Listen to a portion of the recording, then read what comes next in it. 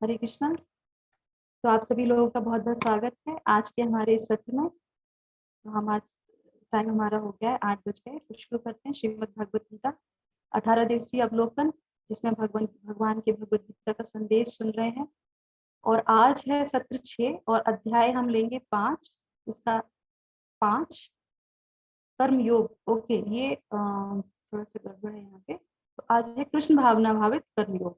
Only कर्म योग नहीं, कृष्ण भावना भावित कर्म योग। ठीक है, तो शुरुआत करते हैं अपने जो है कृष्ण कृपा मूर्ति ऐसी भक्तिवेदांत स्वामी श्रील प्रभुपाद, जो हमारे इस्कॉन के संस्थापक आचार्य हैं। और ये जो हम सत्र कर रहे हैं उन्हीं की शिक्षाओं से और उन्हीं की जो है प्रेरणाओं से हम ये कर पा रहे हैं। आप सब तक पहुंच पा रहे हैं ये संदेश। तो उनको हम प्रणाम करते हैं, प्रार्थनाएं करते हैं, प्रणति करते हैं। आप सब लोग हमारे साथ जो है आ सकते हैं। इसमें माइक ऑफ करके आप लोग बोल सकते हैं। ओम अज्ञानतिमिरान्धस्य ज्ञानाञ्जनशलाकया चक्षुरुन्मीलितं येन तस्मै श्रीगुरवे नमः। नमो विष्णुपादाय कृष्णपृष्ठाय भूतले श्रीमते भक्तिवेदान्त स्वामिन् इति नामिने। नमस्ते सारस्वते देवे गौरवाणी प्रचारिणे निर्विशेषा शून्यवादी पाश्चात्य देशतारिणे। नमो विष्णुपादाय कृष्णपृष्ठाय भूतले श्रीमते भक्तिवेदान्त स्वामिन् इति नामिने। नमस्ते सारस्वती देवे गौरवाणी प्रचारिणे निर्विशेषा शून्यवादी पाश्चात्य देशतारिणे। जय श्री कृष्ण चैतन्य प्रभु नित्यानंदा श्री अद्वैत गदाधर श्रीवासादि गौर भक्तवृंदा। हरे कृष्णा कृष्णा कृष्णा हरे हरे देखो हरे राम एक करो राम ये नहीं राम हरे हरे।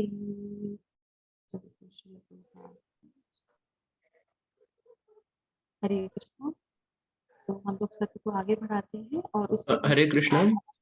हरे कृष्णा, मेरा सबसे निवेदन है कि आप लोग हमेशा म्यूट रखें, वरना हम म्यूट ऑल पे रखना नहीं चाहते, वरना उससे पार्टिसिपेशन कम हो जाता है। तो कृपया अपने आप को म्यूट रखें, वो अच्छा है। हरे कृष्णा। थैंक यू वेदांत प्रभु, मैं यही बोलने वाली थी। Thank you so much. तो जैसा कि वेदांत प्रभु ने आप लोगों से निवेदन किया, आप लोग सत्र में थोड़ी सी जो है सत्र की गरिमा को बना के रखिए।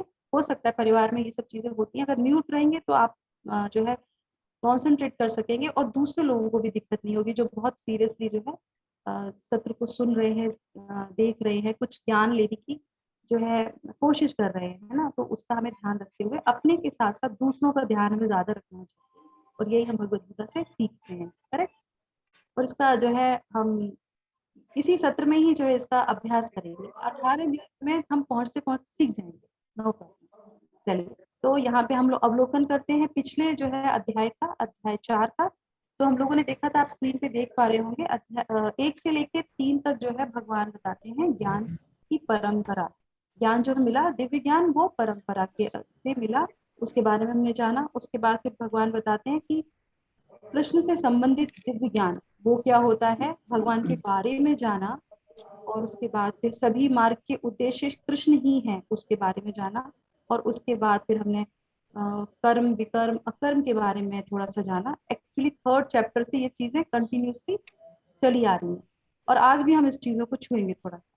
और उसके बाद फिर 25 से लेके हम लोगों ने 33 तक ज्ञान से जो है, यज्ञ से जो है दिव्य ज्ञान होता है, कैसे मिलता है, कैसे हम उसको करते हैं, वो सब जाना। और उसके बाद फिर ज्ञान की महिमा को लास्ट में जाना। और ये भी जाना कि ये ज्ञान कब किसने कहाँ किसको दिया था, और उसकी पूरी तरह से जो विवरण है वो भी हमें मिला था संख्या में। ठीक है, तो आगे बढ़ते हैं। ओके, तो आप अब एक्रोनिम देख लीजिए कि किस तरीके से हम इसको जो है समझेंगे। तो 1 से लेके 6 तक हम एस को समझेंगे, स्टेप है ये, एक एक क्रम से हम लोग बढ़ते जाएंगे। फिर टी से हम लोग जानेंगे 7 से लेके 12 तक में, ई से जानेंगे 13 से लेके 16 तक में, और टी से जानेंगे 17 से लेके 29 के बारे में, 29 तक में। ठीक है, तो ये एक्रोनिम है।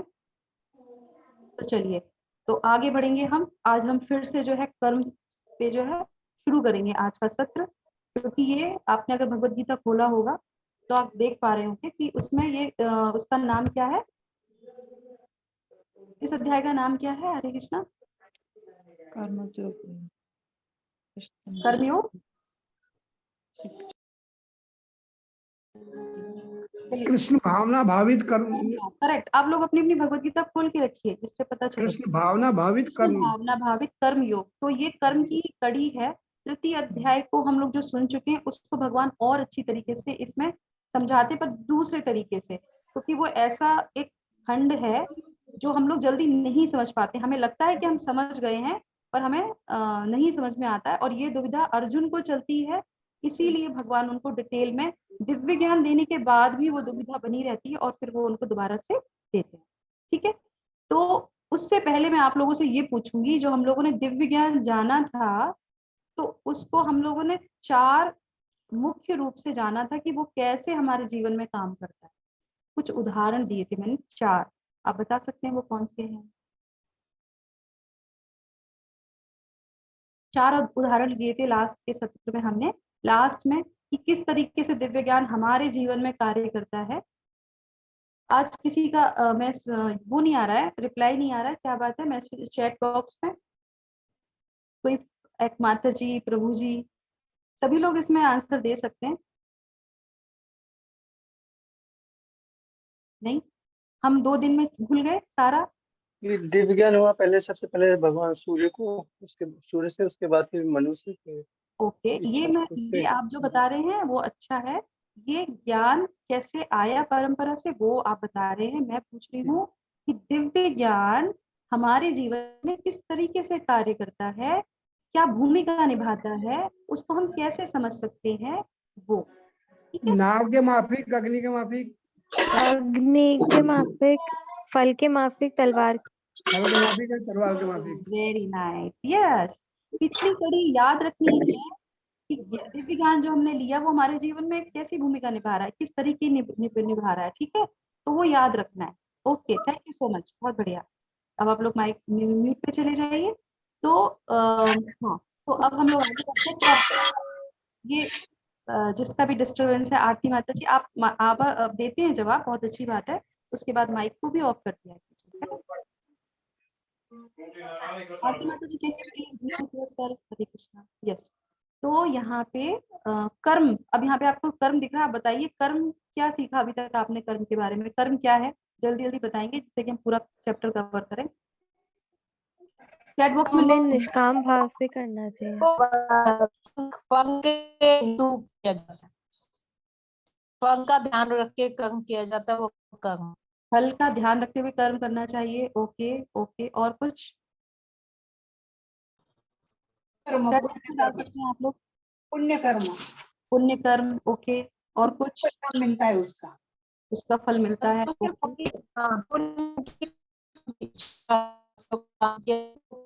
कर्म में अकर्म देखना चाहिए, बहुत सुंदर। प्रभु जी को याद है, हमने उन्हें लास्ट सत्र में क्या, कर्म अकर्म, और बेसिकली कर्म अकर्म और विकर्म। हाँ, कर्म अकर्म विकर्म सीखा था, बहुत बढ़िया। ओके, आगे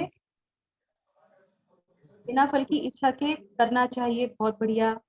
ओके, तो आप हमें अपने फलों को हम्म भगवान को समर्पित कर देना चाहिए, वर्क विदाउट फ्रूट इच्छा नहीं रखनी चाहिए। ओके, प्रभु को समर्पण के साथ, बहुत सुंदर बहुत सुंदर। तो ये जो कुछ पॉइंट थे, अब आप लोग म्यूट पे चले जाइए। तो ये जो आप लोगों ने जो भी कुछ ये बताए यहाँ पे, ये सारी चीजें ठीक है, क्योंकि ये सारा इससे रिलेटेड है। अब हम आगे जानेंगे कि और कर्म क्या कहते हैं, किसको कर्म और हमें क्या बताएगा इस चैप्टर में, क्योंकि भगवान अर्जुन को और समझाते हैं इसके बारे में। तो कर्म शब्द आप लोगों ने बताया, ठीक है। अब हम देखते हैं आगे क्या है। विभिन्न अर्थ हैं जो आप लोगों ने बताया ना, ये सारे इसके अर्थ हैं, बहुत सारे अर्थ हैं, और उसको हम देखेंगे यहाँ पे क्या है वो। देखिए स्क्रीन पे आप देख पा रहे होंगे, कर्म, कार्य को भी कर्म कहते हैं, कर्तव्य को भी कर्म कहते हैं, और लास्ट वाला प्रतिक्रिया, जो रिएक्शन होता है वो भी कर्म कहलाता है। करेक्ट, जो कार्य किया वो भी कर्म, जो कर्तव्य किया, ये हम लोग सब लोग जान गए हैं कि कर्तव्य कैसे होता है, प्रतिक्रिया कैसे होती है। और कार्य में जो अच्छा करते हैं वो भी कर्म, जो बुरा करते हैं वो भी कर्म, है ना। कर्म अकर्म विकर्म ये सब सीख लिया, ये इसी के अंदर आता है। तो कर्म का बहुत सारे अर्थ हैं। और लास्ट में आपने देखा कि कर्म फल की जो है, क्रिया के फल और परिणाम, वो भी कर्म कहलाते हैं। लास्ट वाला देख रहे हैं आप, कर्म का जो फल है उसकी क्रिया का जो फल होता है, परिणाम होता है, वो भी जो है कर्म कहलाता है। ठीक है, तो अब आते हैं हम यहाँ पे पुराने वाले श्लोका पे, जिससे ये कड़ी आगे चलेगी कि अर्जुन को द्वंद्व है, इसीलिए भगवान आगे वाला चैप्टर बताते हैं। तो इस श्लोक, ये है श्लोक का नंबर 4 से लेके 41वां 42वां, आप चाहें तो खोल के देख सकते हैं। इस श्लोक में भगवान क्या कहते हैं, योग संन्यास कर्मणम। अब वो क्या कहना चाहते हैं इसमें, वो ये कहते हैं योग से छोड़ दो क्या, कर्म के परिणाम। उन्होंने कहा योग से छोड़ दो कर्म के परिणाम। अर्जुन ने क्या गलत अर्थ ले लिया, ये प्रश्न आपके लिए। भगवान ने तो बोला था चतुर्थ अध्याय में कि योग से छोड़ दो कार्य के परिणाम। अर्जुन ने क्या समझ लिया, बताइए आप लोग, क्या समझा होगा अर्जुन ने? अर्जुन ने समझा कर्म करना छोड़ दो। हाँ, वेरी गुड, यस, कर्म का त्याग करो। उसने ये कर्म का सोचा कि त्याग भगवान करो। कह रहे हैं कि कर्म का त्याग करो। दिव्य ज्ञान भी ले लिया, सब हो गया, फिर अर्जुन को यही डाउट आ जाता है। तो उसके बाद योग के द्वारा कर्म का त्याग, अब थोड़ा सा वो दिमाग उसका घूमता है, तो वो कहता है कि आपने कहा था पिछले में, अभी पहले बोला था कि छोड़ दो कर्म करना, तो अब ये सन्यास की तरफ जाता है। तो भगवान कहते हैं युद्ध करने के लिए खड़े हो जाओ। मैंने ये नहीं कहा, मैंने क्या कहा, योग से छोड़ दो कर्म के परिणाम, और इसको वो समझाएंगे आगे। तो वो कहते हैं, जब वो कहते हैं कि तुम उठो, खड़े हो जाओ, युद्ध करो, फिर वो कहता है लेकिन, फिर कहते हैं कि युद्ध करो, फिर कभी कहते हैं सन्यास से छोड़ दो, फिर कहते हैं युद्ध करो। तो वो जो द्वंद्व है उसके अंदर वो चलता है। तो फिर यहाँ पे भगवान जो है स्पष्टीकरण करते हैं, क्योंकि अर्जुन को स्पष्टीकरण चाहिए। जैसा कि आप लोग स्क्रीन पे देख रहे हैं, अर्जुन ज्ञान योग से कर्म करना चाह रहे थे। अर्जुन अर्जुन तो कुछ नहीं करना चाह रहे थे। अर्जुन, क्योंकि हम अर्जुन ही हैं हम लोग कुछ नहीं करना चाहते, हम सिर्फ बहाना बनाना चाहते हैं तो इस तरीके से यहाँ पे अब भगवान उनको बताते हैं और स्पष्टीकरण करते हैं। तो संन्यासम कर्मणा कृष्णा पुनर्योगम च संशशि। तो इस तरह से भगवान ये श्लोका बताते हैं और आगे समझाते हैं डीपली। तो अब ये आप सुनिएगा ध्यान से, मैं आपको बताऊंगी। ये एक स्टोरी है, स्टोरी का नाम क्या है, एक वीरान द्वीप। तो पहले स्टोरी सुनिए, उसके बाद फिर समझिए। तो यहाँ पे क्या होता है कि एक जो है व्यवसायिक व्यक्ति होता है, जो अपना व्यवसाय कर रहा होता है, धन अर्जन करने के लिए वो यात्रा के लिए निकलता है समुद्र में अपने जहाज के साथ। और उसमें कुछ उनका धन भी होता है, कुछ लोग भी होते हैं उसके साथ, क्योंकि वो व्यापार करना चाहता है। उसके बाद वो जाता है वहां पे, तो वो ट्रेवल अपना करता है, यात्रा करता है, करता करता रास्ते में तूफान वगैरह आता है, और वो क्या होता है कि वो जो है उसका जहाज उसमें डूब जाता है। पर वो जैसे भी करके जो है अपनी जान को बचा के एक ऐसे स्थान पे पहुंचता है जहाँ पे कुछ नहीं होता है। द्वीप अक्सर ऐसे होते हैं, चारों तरफ पानी होता है, उसमें वहां पे कुछ नहीं होता है, जंगल ही होता है। तो वो जैसे तैसे करके वहां पे पहुंचता है और अपनी जान बचाता है। फिर उसके बाद थोड़ी देर बाद उसको कुछ आवाज सी सुनाई देती है वहां पे, और कुछ लोग उसको काले काले से, बिल्कुल कपड़े नहीं पहने थे, थोड़े बहुत अंग ढका था उनका, और उस तरीके से उसकी तरफ आते हुए दिखते हैं। तो वो घबरा जाता है कि मैं किस जगह पे आ गया हूँ, ये लोग मुझे मारने वाले हैं। वो अपनी जान बचाने के लिए भागता है, वो लोग उसके पीछे पीछे भागते हैं। पर फिर जब वो उनके समीप आता है, क्योंकि वो द्वीप उतना ही है, वो कहाँ पे भागेगा, उसको चारों तरफ से उन लोगों ने घेर लिया। पर वो घबरा जाता है कि आज तो मेरी निश्चित है, मैं वहां से बचा, अब यहाँ जरूर मर जाऊंगा। पर ऐसा नहीं होता, वो लोग आते हैं और उसको बहुत अच्छे से, भाषा उतनी अच्छे से नहीं आती, वो धीरे धीरे उनकी भाषा समझता है। तो वो कहता है कि नहीं, ये लोग तो बड़े प्यार से मुझे मेरे पास आए हैं। और फिर वो कहते हैं कि चलिए हम आपको जो है कुछ खिला देते हैं, खाना वगैरह, आप भूखे हैं, आप आए हैं यहाँ से, इस द्वीप में तो कोई नहीं ऐसे आता है, कोई जो फंस जाता है वही आता है। तो बोले हाँ बिल्कुल सही बात है। वो बहुत खुश होता है कि भगवान ने बड़ी कृपा की हमारे ऊपर, और देखिए हमें जो है सुविधा उपलब्ध करा दी इस द्वीप में भी, और इतने अच्छे लोग मिल गए। और उसके बाद तो उसको बहुत अच्छे से वो लोग रखते हैं, और रखते रखते समय बीतता जाता है, बीतता जाता है, बीतता जाता है। और उसको जो सुविधा दी जाती है वो एकदम से राजसी हो जाती है, एकदम राजा की तरह उसको ट्रीट किया जाता है। तो वो सोचता है कि अरे मुझे तो राजा बना दिया यहाँ का। और फिर सचमुच वो लोग राजा बना देते हैं। वो उसको बहुत आओ भगत करते हैं, खूब खिलाते पिलाते हैं। वो कहते हैं आप जो कहेंगे वैसा करेंगे, आप हमारे राजा हैं। फिर वो कहता है कि एकदम से मैं आया, मैं आपको जानता नहीं, कुछ भी नहीं, आपने मुझे राजा बना दिया। बोले हाँ, अब हमारे राजा हैं, क्योंकि हमारा ये जो है गांव है, हम यहीं पे रहते हैं, तो हमारे जो भी ऐसा अनजान व्यक्ति आता है उसको हम जो है राजा बना देते हैं।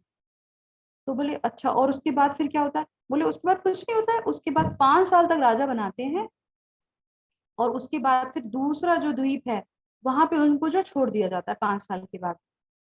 तो बोले कि 5 साल तक राजा बनाते हैं नए व्यक्ति को और उसके बाद फिर छोड़ देते हैं। बोले हाँ, क्यों? तो बोले नहीं, ये हमारा रिवाज है, हम ये करते चले आए हैं।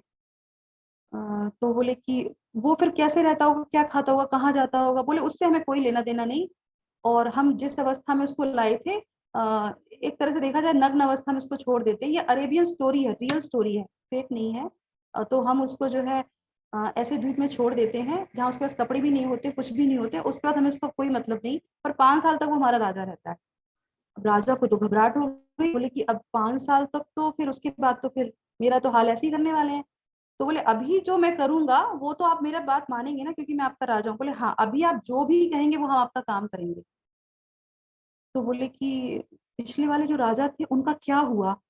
तो बोले कि पता नहीं उनका क्या हुआ, क्योंकि उन लोगों ने कभी पूछा ही नहीं हमसे कि इसके बाद क्या होगा, आप लोग क्या करते हो। वो उसने क्वेश्चन नहीं किया कभी, तो हम लोगों ने उनको कभी बताया नहीं, और उनकी दशा ऐसी होगी कि उनको हमने छोड़ दिया क्योंकि वो हमारा रिवाज है। पर आप पूछ रहे हो तो हमने आपको बता दिया। तो बोले ठीक है, आज से जो मैं कहूंगा वही करना आप। बोले ठीक है, आप जो कहेंगे वही करेंगे। बोले जो द्वीप दूसरा वाला है जहाँ पे वो राजा को छोड़ते हो, आप एक काम करो, रोज जाके थोड़ा धन लेके जाओ, थोड़ा अन्न लेके जाओ और उसको पूरी तरह से व्यवस्थित कर दो और उसमें एक अच्छा सा महल बना दो और सारी सुविधाएं वहां पे उपलब्ध करा दो। वो कहते ठीक है राजा, क्योंकि वो राजा है। 2-3 साल जब तक वो रहा, उस पूरे 5 साल में उसने वो दूसरा द्वीप जो है बिल्कुल वैसा ही बना दिया, बल्कि उससे अच्छा बना दिया जिसमें वो आया था, क्योंकि उसने सारा धन वगैरह, क्योंकि वो राजा था, उसने बना दिया। और उसके बाद जब उसका टाइम आया तो वो लोगों ने कहा कि चलो मुझे छोड़ दो जाके दूसरे द्वीप में, और उन्हें तो छोड़ना पड़ेगा क्योंकि वो उनकी प्रथा थी, और उन्होंने छोड़ दिया। तो अब आप मुझे ये बताइए कि क्या किया? मेरा प्रश्न शायद यहाँ पे होगा स्क्रीन पे।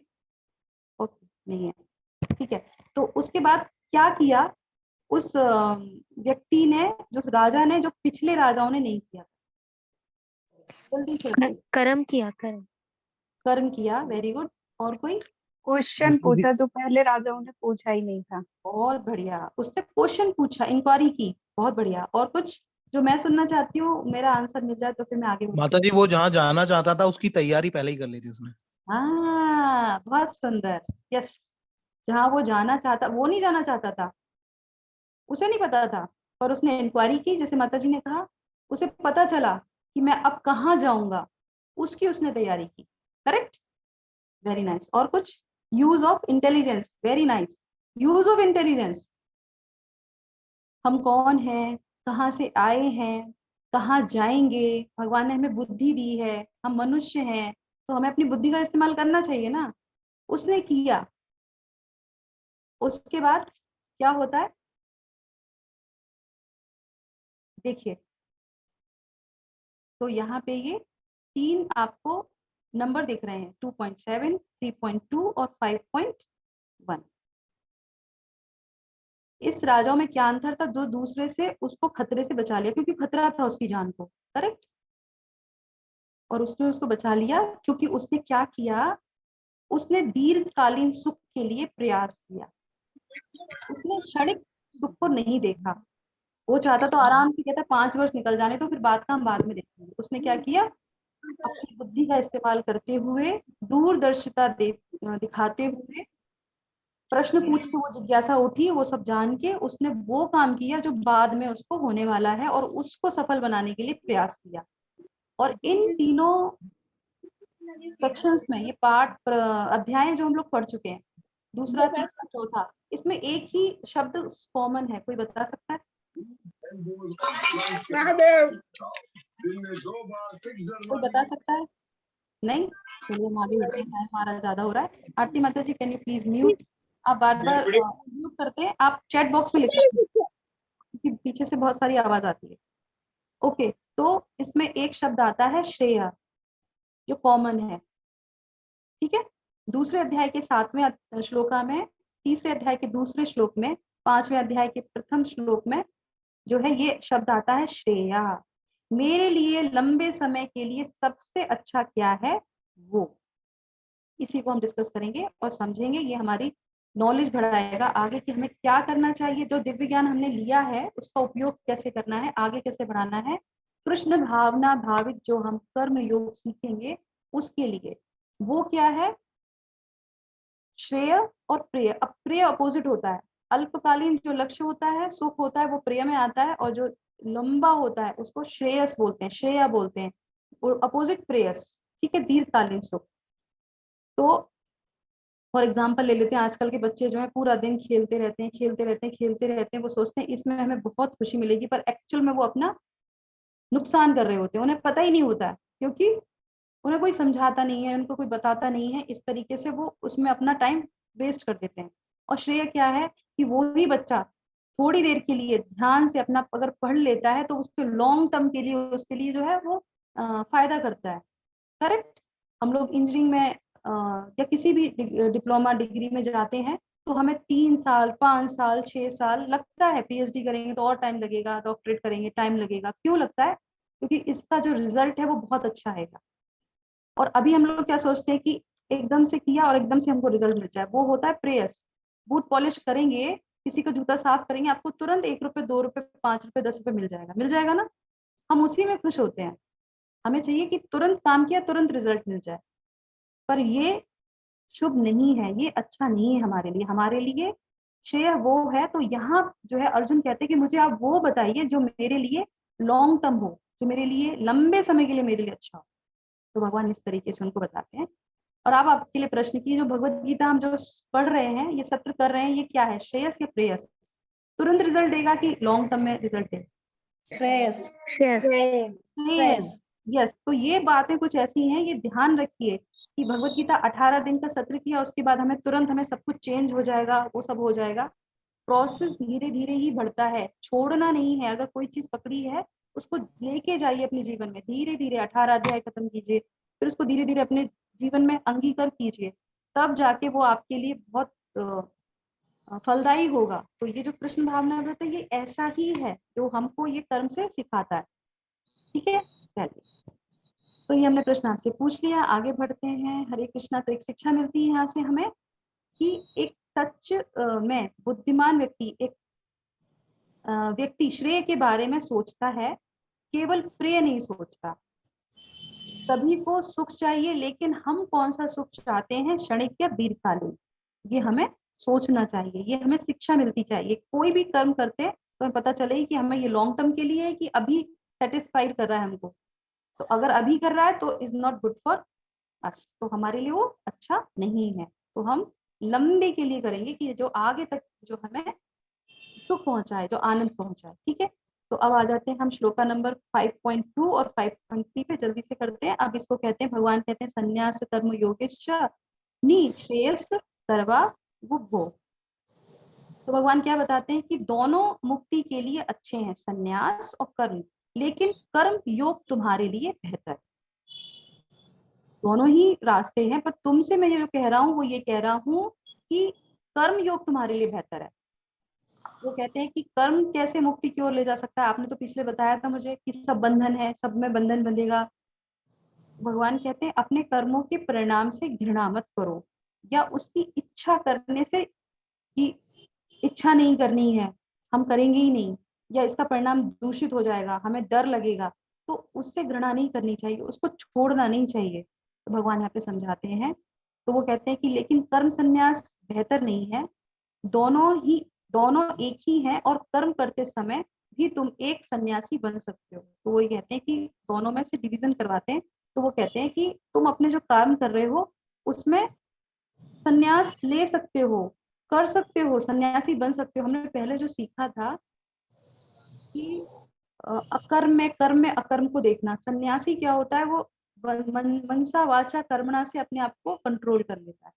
तो यहाँ पे सन्यासी वर्ड, संन्यास वर्ड आ रहा है पूरी तरीके से। अगर आप बिहार से कहीं से बिलोंग करते हैं, अगर कहीं आपने गए होंगे तो आपको पता चला होगा, वहां पे एक नदी है जिसका नाम है फल्गु नदी, है ना। उसको आप देखे होंगे दूर से, तो वो आपको ऐसा लगेगा रेत है। कोई है यहाँ पे बिहार का, वहां उस साइड का कोई है यहाँ पे? नहीं है? ओके, अभिषेक प्रभु जी है ना, तो वहां पे है एक नदी।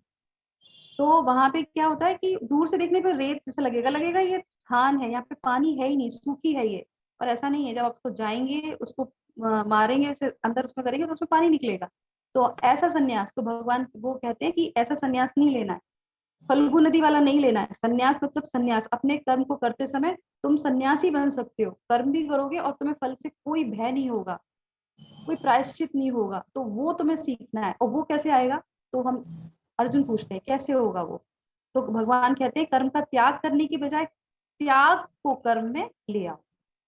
कर्म का त्याग करने की बजाय, क्योंकि यहाँ पे अर्जुन जो है सन्यास की तरफ बढ़ता है, द्वंद में रहता है, तो यहाँ भगवान कहते हैं कि कर्म त्याग को जो है कर्म में ले आओ।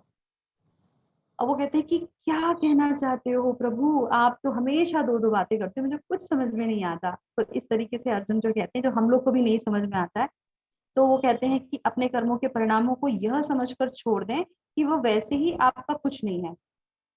इस तरीके से हमें छोड़ देना चाहिए कि हमारा तो कुछ है ही नहीं।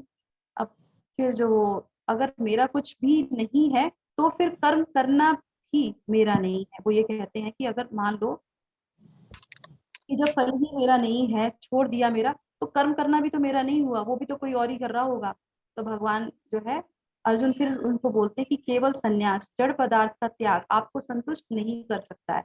ये भगवान उनको बताते हैं कर्म योग। कर्म योग आत्मा परमात्मा से लगाव जो होता है, आपको आसानी से सर्वोच्च भगवान सभी सुखों के स्रोत के साथ जोड़ सकता है। तो भगवान यहाँ पे कह रहे हैं कि किसी को छोड़ने की बजाय किसी को पकड़ना है। जब किसी को पकड़ेंगे तो अपने आप वो जो है दूसरी चीज छूट जाएगी। हायर ट्रेस जो है डेवलप करना है, तो वहां पे भगवान इनको ये समझाना प्रारंभ कर देते हैं। तो ये सेक्शन हमारा यहाँ पे हो गया।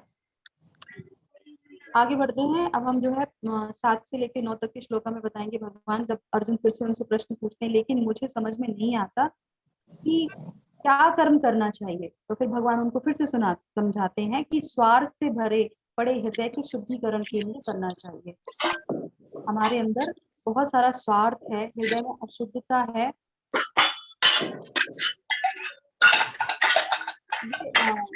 प्लीज म्यूट आरती माता जी ज्यादा अपना माइक ऑन कर लेती है। तो उसके बाद वो कहते हैं कि कर्म करो लेकिन अपने लिए नहीं करो तो उन्हें समझ में नहीं आता। फिर वो कहते हैं कि हाँ अब तुम समझे कि कर्म करो लेकिन अपने लिए नहीं करना चाहिए। मतलब किसके लिए करना चाहिए, किसके लिए करना चाहिए, धृतराष्ट्र के लिए, दुर्योधन के लिए, किसके लिए करना चाहिए। पर पिछली बार हमने क्या समझाना था, वो कहते हैं कि भगवान के लिए कर्म करना चाहिए। करेक्ट, वो हमारा आंसर था, हम लोग को सबको पता है। तो यहाँ वो कहते हैं कि किसके लिए करना चाहिए, कैसे करना चाहिए। और इतनी द्वंद्वता उनके अंदर होती है जबकि पहले वो सुन चुके होते हैं। तो फिर वो बताते हैं भगवान उनको इस श्लोक में, ये श्लोक बहुत अच्छा है इस अध्याय का।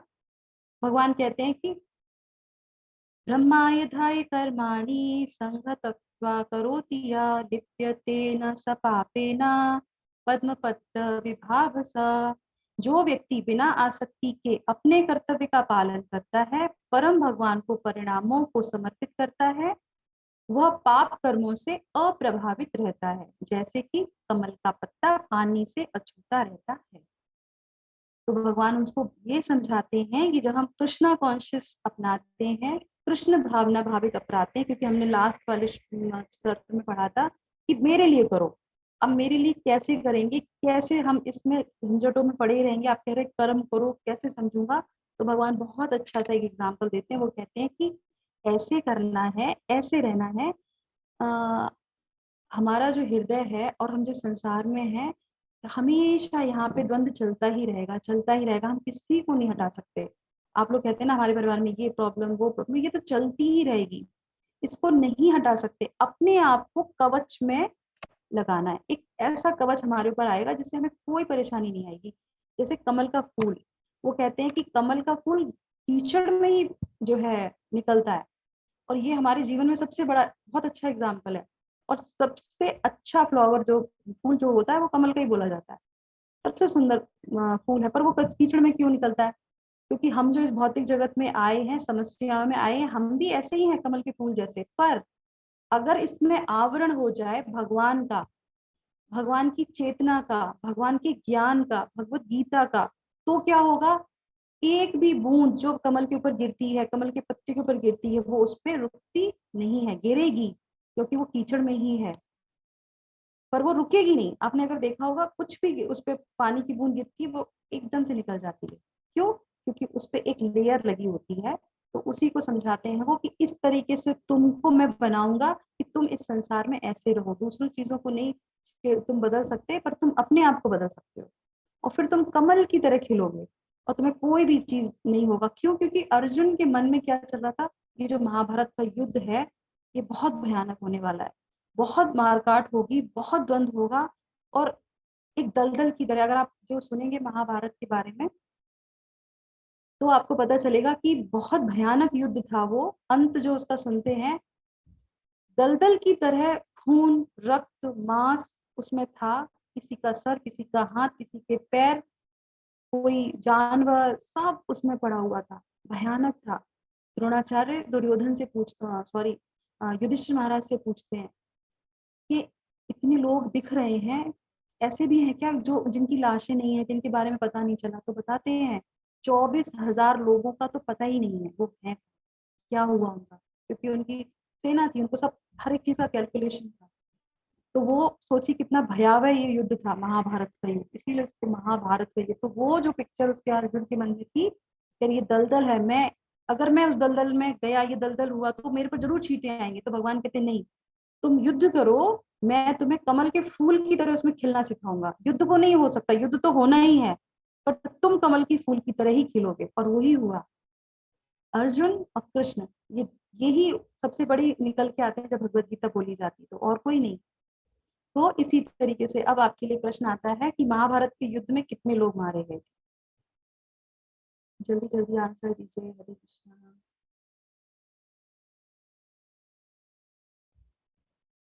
नहीं, किसी का आंसर नहीं आ रहा, किसी को नहीं पता कितने लोग मारे गए थे, कितने दिन चला था युद्ध, ये पता है? हरे 1 करोड़ 1 करोड़ 18 दिन 18 दिन चला था। Very nice. कितने लोग मारे गए थे? 24,000 24,000 तो पता ही नहीं चले थे। नहीं, 24,000 का तो पता ही नहीं है। हाँ, 1 करोड़ मारे गए थे। करोड़। वेरी नाइस, बहुत बढ़िया। ओमकार प्रभु ने लगभग लगभग आंसर सही दिया है।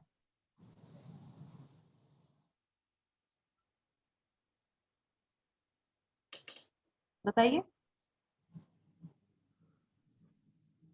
चलिए देखिए यहाँ पे है 1 अरब 66 करोड़ 20,000 66 करोड़ 20,000 लोग मारे। ठीक है, 166 करोड़ 20,000। ठीक है, ये नोट डाउन कर लीजिए, ये आपको पता होना चाहिए। तो आप इससे अंदाजा लगा सकते हैं कि कितना भयावह युद्ध हुआ था। और उसका अंदाजा अर्जुन को था क्योंकि अक्षुणी सेना उसको पता थी दोनों साइड में कितनी है और क्या होने वाला है। कोई ना कोई मरेगा, सब सब मरेंगे, इसमें कोई नहीं बचेगा, बहुत भयावह होगा ये युद्ध, है ना। तो इस वजह से वो कहता है कि मुझे इस दलदल में नहीं जाना है। तो फिर जो है वो कहते हैं कि मोह आसक्ति कर्म नहीं बंधन का कारण है। उसके बाद भगवान कहते हैं कि हाँ, वो बताते हैं कि हाँ कैसे है बताओ। फिर वो समझाते हैं कि कर्म प्लस आसक्ति बंधन का कारण।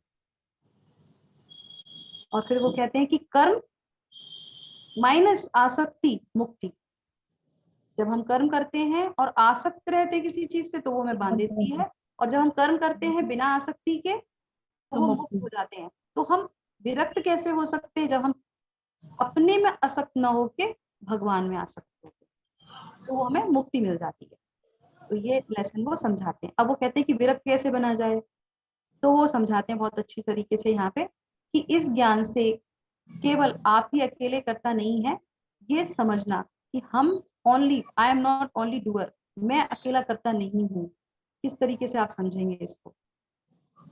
वो कहते हैं कि जब हम कोई भी कार्य करते हैं तो हमारे अंदर जो है कर्तव्य की भावना रहती है कि मैंने इसको किया है, और ये जब हम कार्य करते हैं तो हमारे अंदर स्वामित्व की भावना आती है, कर्तव्य की भावना आती है, कर्तृत्व की भावना आती है, फिर स्वामित्व की भावना आती है, और उसके बाद भोक्तृत्व की भावना आती है। कर्तृत्व है एक्चुअली वर्ड यहाँ पे थोड़ा सा वो है, गड़बड़ है यहाँ पे। तो स्वामित्व की भावना आती है और भोक्तृत्व की जो है भावना आती है। तो वो कहते हैं कि मैंने किया है, फल मेरे हैं, और उसके बाद मुझे इसे भोगना चाहिए। ये भावना आ जाती, इसको बोलते हैं कि ये मेरे अकेला, मैं करता हूँ। जब करूंगा तो मैं आई एम डूअर, और उसके बाद हमें इसको भोगना चाहिए, ये तो बनता है हमारा जो हमने किया। तो इस तरीके से फिर भगवान इसको और अच्छे से समझाते हैं, 16 वाले श्लोका में 18 तक ये समझाते रहते हैं उनको। तो इसमें देखेंगे हम किस तरीके से एक्सप्लेन हुआ। ये एक चक्र है, जो आप समझेंगे तो आप अच्छी तरह से समझ में आएगा। हम क्या है, जीवात्मा है, और जीवात्मा है, और उसके बाद परमात्मा है दूसरा, और तीसरा क्या है, भौतिक जगत, भौतिक प्रकृति। तो ये कैसे चक्र चलता है, अकेले हम कार्य नहीं करते। तो भगवान उनको समझाते हैं कि कैसे कार्य होता है। तो कहते हैं जीवात्मा जो है इच्छाएं करती है, हमने इच्छाएं की, और भगवान ने क्या किया, अनुमति दे दी। भगवान ने अनुमति दे दी, और उसके बाद फिर जो है भौतिक प्रकृति ने क्या किया, व्यवस्था की। हमने इच्छा की, भगवान ने सैंक्शन किया, अनुमंता, इसीलिए उनका नाम है अनुमंता, अनुमति देते हैं वो। और उसके बाद प्रकृति, भौतिक प्रकृति क्या करती है, व्यवस्था करवाती है। फॉर एग्जाम्पल अगर आप मान लो, ये जो हमने जैसे पहले भी बताया था कि कोई व्यक्ति चॉकलेट के लिए इच्छा है, उसकी कोई बच्चे की इच्छा है चॉकलेट के लिए, तो अपने पापा से वो पैसे लेके जाती है स्टोर पे। तो पापा कहते हैं कि जाओ, मेरे नौकर उसके साथ चला जाता है, और वो जाते हैं चॉकलेट खरीदते हैं, वो घर पे आते हैं, तो कहते हैं अच्छा थोड़ी सी चॉकलेट शेयर कर लो नौकर के साथ, मेरे साथ। तो वो कहते हैं कि नहीं, मैं नहीं करूंगा, मैं नहीं करूंगी। क्यों? क्योंकि तो चॉकलेट मेरी है, मैं गई थी, मैं लेके आया था, तो मुझे ही मिलनी चाहिए, मैं क्यों करूं?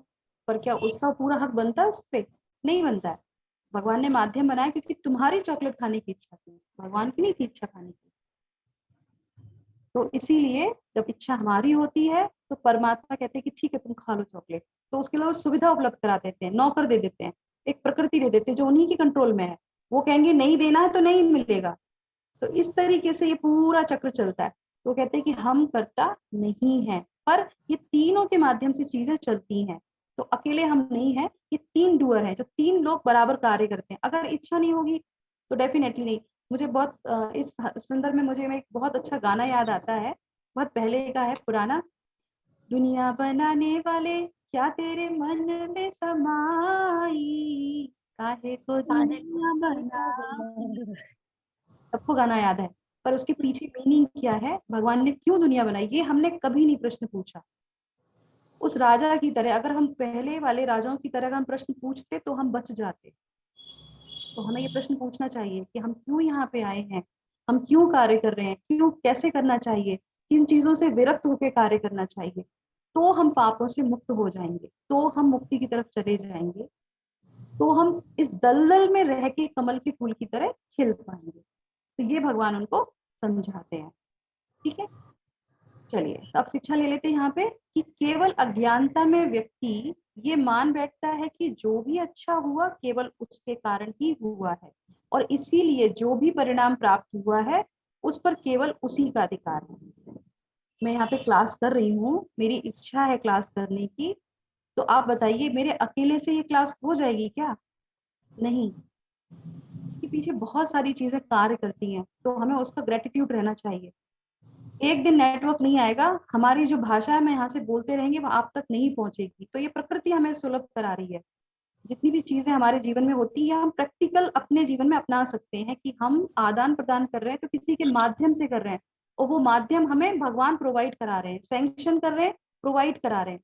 दूसरी बात जो है, मैं बोल रही हूँ, मेरे कंठ में आवाज है, सबके कंठ में आवाज होती है, पर अगर ये आप तक पहुंच रही है तो उसका श्रेय किसको जाएगा? भगवान को जाएगा। जो हमें ये पंचभूतों से हमारा शरीर बना है उसको जाएगा। उसमें से अगर एक भी डिफेक्ट हो गया, भगवान ने सैंक्शन नहीं किया कि तुम बोलने की इच्छा तुम्हारी है पर मैं सैंक्शन नहीं करता हूँ, आप बोल नहीं सकते। हर एक चीज के लिए 5 इंद्रियों में से कर्मेंद्रियों, ज्ञानेंद्रियों, जो कुछ भी है भौतिक जगत में, वो सब के पीछे जो एक है वो है भगवान। तो उसका हमें समझना चाहिए। तो भगवान को यहाँ पे अच्छी तरह, एक्चुअल में हम 13 चैप्टर में इसको और डिटेल में समझेंगे, 18 अध्याय में भी आएगा, पर यहाँ भगवान इसको टच करते हुए जाते हैं, ज्यादा डिटेल में नहीं बताते, इसलिए मैं यहाँ पे इसको आगे बढ़ जाती हूँ। यहाँ पे अब आ जाता है, अर्जुन कहते हैं कि ठीक है नहीं करना चाहिए, पर सबको अंदर से लगता है कि वो जो स्वाभाविक रूप से आनंद की खोज करते हैं, हम सभी करते हैं। हमने मान लिया हम करता नहीं है, कुछ भी नहीं है, पर जो भी कार्य करते हैं वो करते तो किसी आनंद के लिए, किसी खुशी के लिए ही करते हैं। कहते हाँ बिल्कुल सही बात है।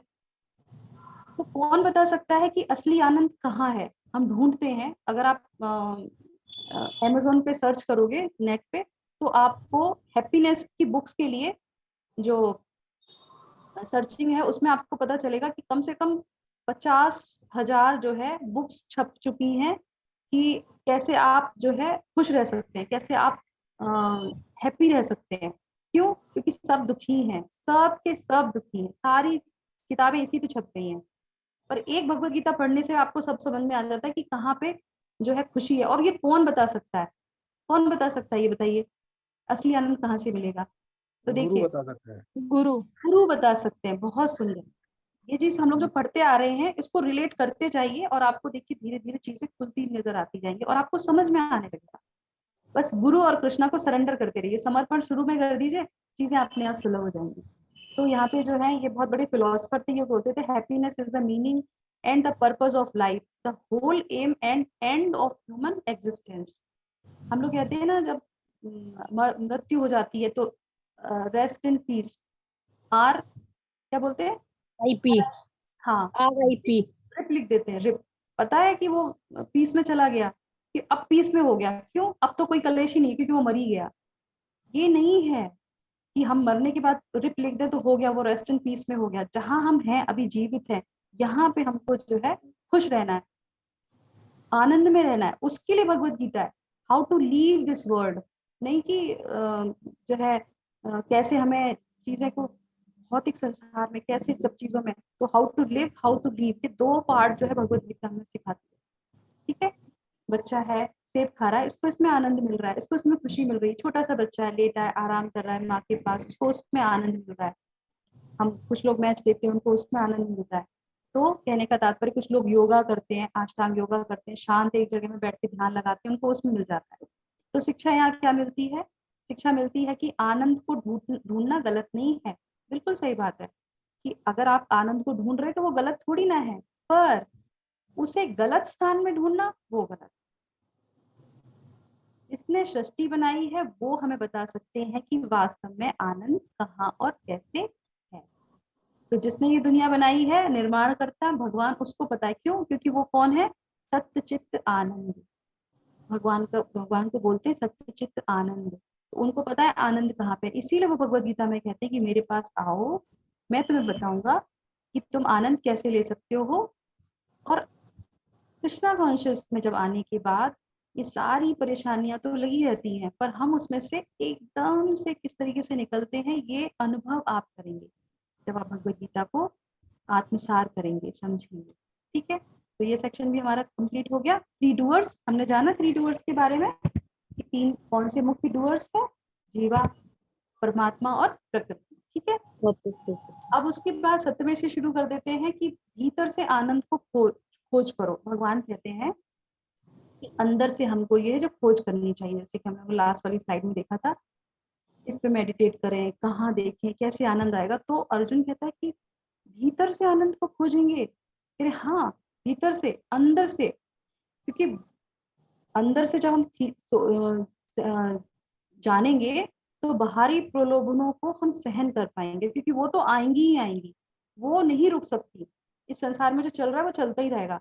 तो वो कहते हैं कि जब अंदर से हम स्ट्रांग होंगे, कोविड था, आपको पता है कोविड में क्या हुआ, तो सब लोग कह रहे थे कि विटामिन सी बहुत खाओ, आप थोड़ा सा अपनी इम्यूनिटी पावर बढ़ाओ। आपको अगर ज्यादा भय होगा तो आपको जल्दी अटैक होगा, जल्दी आप पकड़े जाओगे, जल्दी कैप्चर होगे। क्यों? सब लोग कहते हैं इम्यूनिटी पावर, सर्दी जुकाम इम्यूनिटी पावर, बादाम खिला दो, क्या च्यवनप्राश खिला दो। अभी दिल्ली में बहुत सर्दी हो रही होगी, सब लोग गाजर का हलवा, बादाम का हलवा, ये हलवा वो, क्यों? खूब सारा घी खा लो, अंदर से मजबूत करो। तो ये बाहर जब भौतिक जीवन में हम जब रहते हैं प्रकृति में, तो हम लोग बहुत सारी चीजें बाहर से खाते हैं कि अंदर से स्ट्रांग हो जाए, पर एक्चुअल में तो हम आत्मा है ना। तो हम उस चीज के लिए कैसे स्ट्रांग हो पाएंगे? अमोलीला प्रभु की क्लास जब हम लोग कल सुन रहे थे, तो एक व्यक्ति थे वहां पे, बहुत अच्छे पढ़े लिखे थे, वो बोल रहे थे कि मैं जब मूवी देखता हूँ तो मुझे डर लगता है, भय लगता है। भय कैसे उत्पन्न होता है? हम लोगों ने पिछले सत्र में पढ़ा था कि जो हमारा शत्रु है वो इतना बैठ जाता है कि वो हमारे अंदर जो है भय उत्पन्न करता है, और उसके बाद फिर वो चीज पूरी नहीं होती तो वो हमारे क्रोध में परिवर्तित हो जाती है। भगवत गीता में एक एक पॉइंट को डिस्कस किया है, तो आप लोग अगर भगवत गीता को पढ़ेंगे तो सारी चीजें निकल के आएंगी। तो वो कहते हैं कि बाहर से भीतर की ओर जाना है, अंदर से बाहर की तरफ नहीं जाना है, बाहर से अंदर आना है, क्योंकि हम बाहर ही रहते हैं। और जड़ पदार्थ से आत्मा की ओर आएंगे तो आनंद को निर्देशित करेंगे, आनंद का पता चलेगा हमें कि हम कहाँ से जो है बाहर से अंदर की तरफ आ रहे हैं, आत्मा को नरिश कर रहे हैं अपने, क्योंकि हम तो आत्मा ही है ना ओवरऑल। हम अंदर से स्ट्रांग होंगे तो हमें कुछ फर्क नहीं पड़ेगा, हानि लाभ दुख। कहते हैं भीतर से, ये हाँ भीतर से, क्यों? क्योंकि भीतर जो है कौन है? परमात्मा है, उन पर ध्यान केंद्रित करो। ये आगे के जाके श्लोक, आगे जाके चैप्टर में और डिटेल में समझेंगे कि अंदर कौन बैठा है? परमात्मा बैठा। और ये बहुत अच्छा कॉन्सेप्ट है, हर एक कॉन्सेप्ट में लेंगे तो इतने अच्छे समझ में आएगा कि हर समय भगवान हमारे साथ है। इतने काइंड भगवान कहीं आपने देखे होंगे, हर व्यक्ति के पास अपना पर्सनल भगवान है, अपने अपने भगवान को लेके जाते हैं। फिर भी डर लगता है, क्यों डर लगता है जब भगवान हमारे साथ है? क्यों? क्योंकि हम उनको ध्यान नहीं रखते उस चीज का। तो वो कहते हैं जब कर्म करो तो ध्यान रखो भगवान तुम्हारे साथ हैं, मुझे ध्यान, मुझे स्मरण करके करोगे, और तुम अकेले कार्य नहीं कर रहे हो, मैं तुम्हें को परमिशन दे रहा हूँ, कुछ दुख हो रहा है तो इसमें भगवान की सहमति है, कुछ सुख आया, जो भी आया वो, ये सब चीजें सोचते रहेंगे तो भय चला जाएगा हमारा, हम एकदम निर्भय हो जाएंगे। तो इस तरीके से भगवान कहते हैं। फिर वो कहते हैं कि मैं बाहर की दुनिया के साथ में व्यवहार कैसे करूंगा? अगर अंदर ही रहूंगा, अंदर चीजों में सोचता रहूंगा, तो फिर बाहर के लोगों के साथ कैसे व्यवहार कर सकता हूँ? तो भगवान और भी अच्छे से समझाते हैं। जैसे हम लोग कहते हैं ना कि ठीक है हम अपने में सोच रहे हैं, समझ रहे हैं, स्ट्रांग हो रहे हैं, पर बाहर वालों के संग कैसे फाइट कर सकते हैं, कैसे देख सकते हैं, तो उसके वो टिप देते हैं उनको कि इस तरह से देखोगे तो आपको समझ में आ जाएगा कि हमें कैसे व्यवहार करना है। और ये भी पता चल जाएगा आपके व्यवहार से, इस टिप को आपने लिया है, जो भगवान ने यहाँ पे निर्देश दिया है, वो वाकई में आप अंदर से उसको ले रहे हैं कि नहीं ले रहे हैं, वो आपके आचरण से पता चल जाएगा। तो ये हम देखते हैं यहाँ पे। तो भगवान यहाँ पे बताते हैं, बहुत अच्छा श्लोक है ये। विद्या विनय संपन्ने ब्रह्मणे गविहस्तिनी शुचि चैव शपाके च पंडिता समदर्शिना। तो यहाँ पे इससे हम बहुत अच्छे समझ जाएंगे। आप लोग मेरे साथ साथ बोलना जैसे आपको याद रहे, क्योंकि हमें जब याद रहता है तो हम उस पर एक्शन कर पाते हैं। ठीक है, तो मेरे साथ आप लोग बोलिए, सभी है आत्मा, सभी है आत्मा, सब में है परमात्मा। में है सब परमात्मा। में है परमात्मा। ये दो फॉर्मूला, सब में है सभी है परमात्मा, आत्मा और सब में है परमात्मा। परमात्मा। हम सभी आत्मा है और हम सब में परमात्मा है। जब ये ध्यान रखेंगे तो हम जो भी कार्य करेंगे वो क्या होगा? कृष्णा कॉन्शियस, क्या होगा? कर्मयोग, कृष्ण भावना भावित कर्मयोग हो जाएगा वो, क्योंकि हम ये 2 पॉइंट से करेंगे। सभी है आत्मा, सभी में है परमात्मा, बस ये दृष्टि रखनी है तो ये हमारा क्लियर हो जाएगा। अब आ जाता है प्रश्न यहाँ पे कि आत्म साक्षात्कार क्या है, सेल्फ रियलाइजेशन क्या है? जल्दी से बताइए, 10 मिनट रह गए हैं। क्या है? माता जी, साक्षात्कार का मतलब है कि मेरा भगवान से क्या संबंध है। बहुत बढ़िया, बहुत अच्छा। और सुधीर प्रभु, आपका माइक खुला हुआ है, आप कुछ बोलना चाह रहे हैं क्या? चलिए, और कुछ, और कोई क्या बताएगा? विनायक प्रभु, सच्चिदानंद स्वरूप सत्य चित्त आनंद, यस। और कुछ? To be situated in self, okay. स्थित प्रज्ञ होना, बहुत सुंदर, आपको पिछले वाले याद हैं? स्थित प्रज्ञ होना, बहुत सुंदर, यस। अपने आप में स्थित होना। अपने आप में स्थित होना, ये पता चलता है। पर इसका जो सही आनंद है कि आपने ये सारी चीजें पिछले जान ली, अब इसमें भगवान क्या बताते हैं? वो कहते हैं आत्म साक्षात्कार का मतलब है कि अंदर से आनंद का अनुभव करना। हमने जाना कि आत्म साक्षात्कार कैसे हो सकता है पिछले सत्र में, कि हम जो है स्थित प्रज्ञ हो जाते हैं। और फिर है क्या वो चीज, आत्म साक्षात्कार है क्या, व्हाट इज दैट? तो वो पूछते हैं कि जब हम अंदर से आनंद की अनुभूति करने लगते हैं। हमने पिछले में भी एक थोड़ा सा उसमें दिया था लिखा हुआ कि अंदर से आनंद की अनुभूति करना। तो यहाँ पे वही है, जब हम अंदर से खुश रहते हैं, कैसी भी परिस्थिति हो, कोई भी परिस्थिति हो, तो आप समझ लीजिए कि सारे जो पहले के जो फॉर्मूला जो दिए हैं भगवत गीता, वो हम सब लोग अप्लाई कर रहे हैं। अगर नहीं कर रहे हैं तो फिर हम परेशानी में ही हैं। और ये दृष्टि विकसित करना जो मैंने पहले 2 बताई थी कि हम हैं आत्मा और सब में है परमात्मा, सबको समान दृष्टि से देखना। कोई भी ऐसा यहाँ पे नहीं है जो आत्मा नहीं हो। आत्मा नहीं मतलब वो गए ऊपर चले गए, वो नहीं है। और हैं तो भगवान है वहां पे, क्योंकि उन्हीं की वजह से चेतन अवस्था भगवान की वजह से हमारे अंदर है। तो वो सामने वाले प्रभु जी, माता जी जो हम लोग बोलते हैं, एक्चुअल में है वहां पे।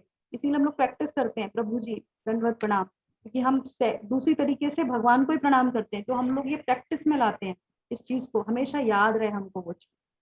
ठीक है, तो इस तरीके से ये है। अब भगवान जो है, अर्जुन कहते हैं कि जो जानता है उसके लिए भी सुख की इच्छा तो बनी रहती है। अब ये सारी चीजें हमने जान ली, ठीक है, लास्ट पॉइंट, ये सारी चीजें जान ली, फिर भी हमारे अंदर रहती है ना कि कुछ तो हैप्पीनेस चाहिए, कुछ तो वो चाहिए, मतलब एक अंदर से रहता है थोड़ा सा चीजें। सब कुछ ज्ञान है, उसके बाद भी ना सुख तो चाहिए थोड़ा सा हमको, इच्छा तो बनी रहती है। तो ऐसा अर्जुन कहता है, हमारा बिल्कुल हमारा यही हाल है। तो फिर जो है भगवान उनके लिए क्या बोलते हैं कि ऐसे सुख जो है अल्पायु होते हैं। इसमें एक राजा की बहुत अच्छी स्टोरी आती है, याद रहता है मुझे, कि वो जब राजा था तो वो कह रहा ऐसा कुछ बताओ, बीरबल, अकबर बीरबल की स्टोरी, कि मुझे हमेशा जो है ज्यादा खुशी हो तो जो है मैं ज्यादा उत्साहित ना हूँ, और दुख हो तो ज्यादा दुखी ना हो, क्योंकि मैं बहुत ऐसा हूँ, जब बहुत खुशी होती है तो बहुत खुश हो जाता हूँ, दुख होता तो कहते हाँ तो ठीक है ऐसे ही करें।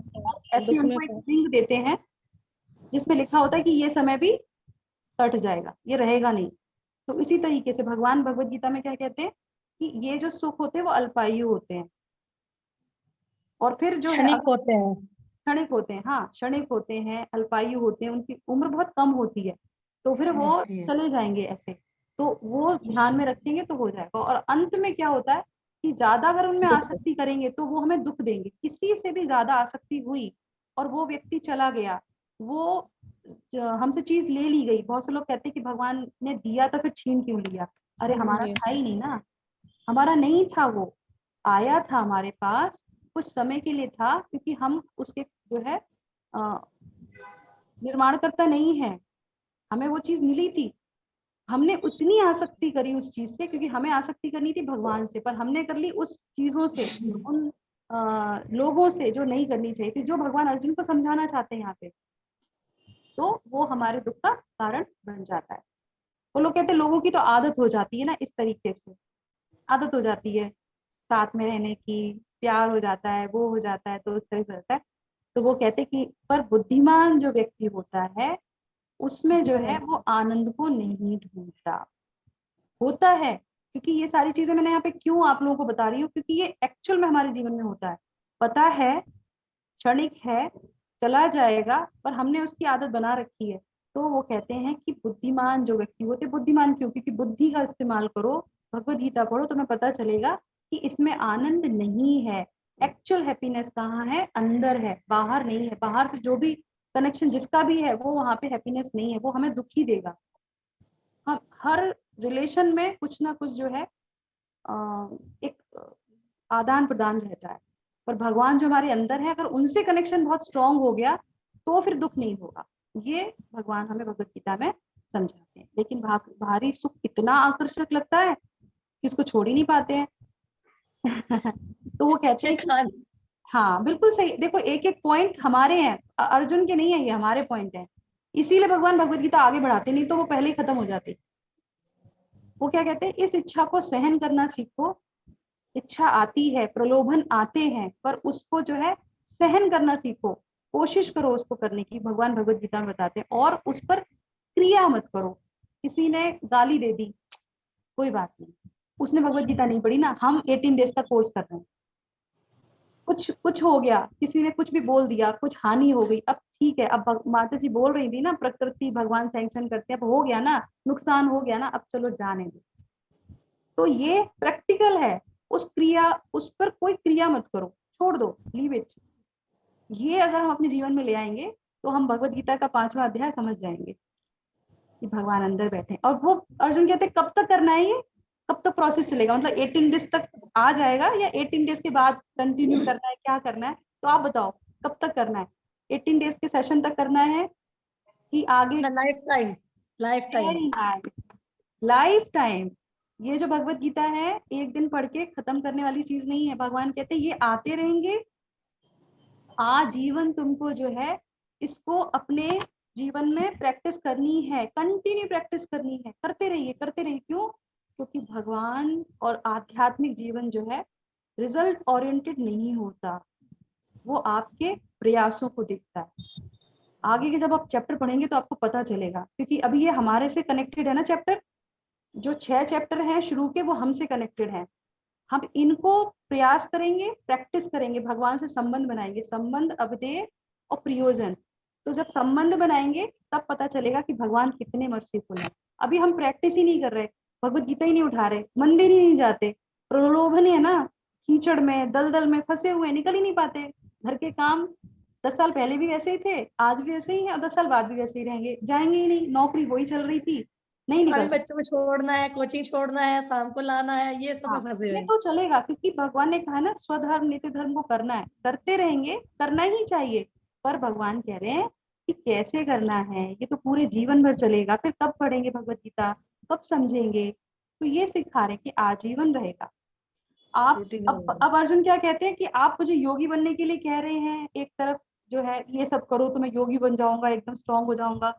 अब या युद्ध करने के लिए कह रहे हैं, आप मुझे क्या करने के लिए कह रहे हैं? योगी बन जाऊं, आत्मज्ञान, आत्म साक्षात्कार कर लूं और सब अंदर के जो है युद्ध को लड़ूं, तो बाहर का युद्ध करने की जरूरत नहीं ना। अभी आपने बोला अंदर अंदर का युद्ध, ये सब चीजें आपने कहा, तो बाहर युद्ध करने के लिए क्या? आप बाहर युद्ध करने के लिए बोल रहे हैं कि अंदर की युद्ध करने के लिए बोल रहे हैं? कंफ्यूज कर दिया आपने। आप जो है त्रिभंगी हैं, टेढ़े रहते हैं, आपके टेढ़े क्वेश्चन, तो वो इस तरीके से उनसे बोलते हैं। तो वो बोलते हैं कि उसके लिए संभव है जो भीतर प्रसन्न रहता है, एक आदर्श सफल योगी कहलाता है। जो ये सब जान लेता है, तो तुम अर्जुन कर्म करो और तुम ही योगी हो, तुम ही सन्यासी हो और तुम ही जो है कर्म करोगे अपना, ये सारे गुणवत्ता को लेते हुए। तो वो कहते हैं कि मेरे लिए ये कैसे संभव है, मुझे अपने कर्म करने के लिए कहा है, योगी बनने के लिए नहीं कहा है आपने। कर्म करने के लिए कहा है, योगी बनने के लिए नहीं कहा है। तो इस तरीके से ये सेशन यहाँ पे क्लोज हो जाता है। ठीक है, उसके बाद फिर जो है मेरे योगी शब्द से केवल अष्टांग योगी व सन्यासी कहने का तात्पर्य नहीं है। भगवान यहाँ पे समझाते हैं, लास्ट का वो चल रहा है हमारा। वो कहते हैं कि जो मैंने योगी शब्द लिया है उसका मतलब वो अष्टांग योगी नहीं, जो सब कुछ छोड़ के ध्यान लगाते हैं, वो सब करते हैं। यहाँ मेरा कहने का मतलब है कि वो सन्यासी, लेकिन हाँ, अब उसके आगे पढ़ लेते हैं हम। तो वो कहते हैं कि लेकिन हाँ, वो मुक्ति प्राप्त कर सकते हैं, हालांकि उनका रास्ता थोड़ा कठिन है। तो यहाँ पे वो समझाते हैं कि वो सन्यासी नहीं जो सब कुछ छोड़ के अष्टांग करते हैं, पर वो भी मेरे डेस्टिनेशन को आते हैं, वो भी मेरे ही गंतव्य को प्राप्त करते हैं, अगर उनका उद्देश्य एक है तो इस तरीके से वो सारी चीजें कनेक्ट करते हुए यहाँ पे उनको समझाते हैं कि मुक्ति को वो भी प्राप्त करते हैं जो अष्टांग योग की तरफ जाते हैं, ध्यान योग की तरफ जाते हैं। और तुम कर्म कर रहे हो, तुम्हारे अंदर ये सारी चीजें आएंगी और तुम इन सबको लेके जाओगे। और पर वो जो रास्ता है वो थोड़ा सा कठिन है, इसलिए भगवान उनको क्या कहते हैं कि तुम मेरे मार्ग पे चलो, जो मैं तुम्हें बता रहा हूँ। तो रास्ता मैंने पहले बताया था आपको, सारे रास्ते भगवान ने खोल के रखे थे, पर भक्ति का रास्ता सीधे आता है और उसमें ये सारी चीजें इंक्लूड हो जाती हैं। पर कुछ लोग हैं जो नहीं आना चाहते, वो उन रास्तों पे जाते हैं, ध्यान है, अष्टांग है, पर भगवान कहते हैं कि कठिन है वो रास्ता, हर किसी के लिए संभव नहीं है। जो जाना चाहता है वो जा सकता है, खुला हुआ रास्ता, बंद नहीं है भगवान ने सारे रास्ते खोल के रखे। ये जो हम अगला चैप्टर जो पढ़ेंगे उसमें भगवान बताएंगे कि योग क्या है, ध्यान क्या है, अष्टांग क्या है, वो सारा उस चीज से कनेक्ट है। क्योंकि भगवान हमें लक्ष्य दे रहे हैं, उस पर जाने का रास्ता बता रहे हैं, तो उन्होंने और रास्ते भी बता दिए अर्जुन को कि वो भी है, तो तुम वो भी देख लो क्या है, पर वो रास्ता कठिन है, ये बात वो पहले बोल देते हैं। वो कहते हैं कि तुम जो कर्म कर रहे हो उसमें ही सारा जो है संन्यास, ये सब चीजों को लेते हुए और चलो उसको। पर आगे का रास्ता मैं तुम्हें बता दूंगा। तो आगे का जो चैप्टर है वो उनके लिए ज्यादा इम्पॉर्टेंट है। जो लोग योग से कनेक्टेड हैं उनको बहुत अच्छा लगता है ये चैप्टर, और उनको उतारना भी चाहिए अपने जीवन में, क्योंकि जो सन्यासी अष्टांग योग करते हैं, क्लासेस करते हैं योगा की, एक एक डिटेल जो है भगवान ने इस चैप्टर में बताई है ध्यान योग में। और भगवत गीता, मैंने कई लोगों को ऐसे देखा है वो फॉलो करते हैं, भगवत गीता पढ़ते हैं, क्योंकि भगवान ने प्रोसेस बताया है। सीधे जाके प्राणायाम जो है आसन लगाना इज नॉट योगा, तो वो पूरा प्रोसेस बताते हैं कि योगा में कौन कौन से पहलू आते हैं, कौन कौन से चरण आते हैं, वो हमें करने चाहिए। वो हम अध्याय 6 में जानेंगे, ठीक है। फिर लास्ट का श्लोक है जिससे ये अध्याय जो है पूर्ण होता है। भगवान बहुत अच्छी चीज कहते हैं जो हमारे लिए टेक अवे पॉइंट है यहाँ पे। भगवान कहते हैं कि भोक्ताराम यज्ञ तपसाम सर्वलोक महेश्वरम सुहृदम सर्वभूतानाम ज्ञात्वा माम शांति नच्छति। तो वो क्या कहते हैं कि मैं परम भोक्ता हूँ, ये तुम जान लो। मैं सबका स्वामी हूँ, ये तुम जान लो। और सभी के हृदय हैं, वो सभी के लिए बहुत दया है उनके अंदर, सभी के लिए उपकार सोचते हैं, सभी के लिए अच्छा करने की सोचते हैं, क्योंकि वो हमारे हृदय में बैठे रहते हैं। ठीक है, तो इस तरीके से भगवान कहते हैं जब ये समझ जाओगे तो तुम सब समझ जाओगे। तो भगवान को सरेंडर करके ये अध्याय पूर्ण होता है यहाँ पे। तो शिक्षाएं ले लेते हैं यहाँ पे, हम लोग बिल्कुल टाइम पे चल रहे हैं। तो पहली शिक्षा क्या मिली? थोड़ा विश्वास रखिए, थोड़ा धैर्य रखिए, और फिर आप देखेंगे कि आपके जीवन में बदलाव आने लगा है। धैर्य रखिए, विश्वास रखिए। भगवान ने उनको इतने सारे रास्ते बताए, ऐसा उन्होंने छोड़ दिया भगवान को कि नहीं आप सही नहीं बता रहे, मैं आपको छोड़ के जा रहा हूँ। उन्होंने गुरु तो पहले ही बना लिया, उनको गुरु बना लिया। भगवान ने उनको बहुत सारी चीजें बताई, बहुत सारी ऐसे हो रहा ऐसे हो रहा। उन्होंने विश्वास किया कि ये जो बता रहे हैं वो बिल्कुल सही है। जब हमें कहीं विश्वास होता है तब हम आगे बढ़ते हैं, पर ऐसा नहीं कि नहीं अभी ये समझ में नहीं आया हमने छोड़ दिया, अभी नहीं हो सकता। तो इस शिक्षा ये मिलती है कि धैर्य बना के रखिए। कि तीसरे अध्याय से हम कर्मयोग के बारे में सुनते चले आ रहे हैं, सुनते चले आ रहे हैं, सुनते चले नहीं समझ में आ रहा, कोई बात नहीं, आ जाएगा, धैर्य रखिए, कोई बात नहीं, धीरे धीरे आएगा, आ जाएगा। एकदम से नित्य नवीन है भगवत गीता। भगवान के जो जितने भी हमारे स्क्रिप्चर्स शास्त्र हैं वो नित्य नवीन रहते हैं, हर बार हमें नई शिक्षा मिलती है।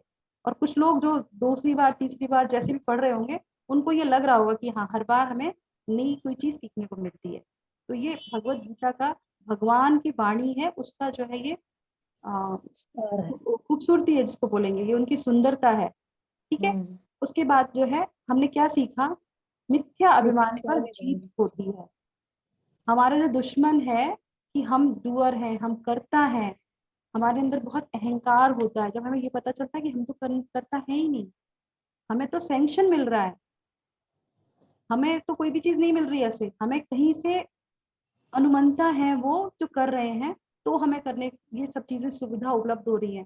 तो जो हमारा मिथ्या अभिमान है कि मैं करने वाला हूँ, जो भी मैं करता हूँ उसकी वजह से मुझे ये फल मिल रहा है। ठीक है, 5 विषयों में हमने ये जाना कि 4 विषय जो है भगवान के अंदर में, एक जो है विषय भगवान ने छोड़ रखा कर्मयोग, पर भगवत गीता कर्मयोग नहीं है, वो भगवान से जोड़ना सिखाती है।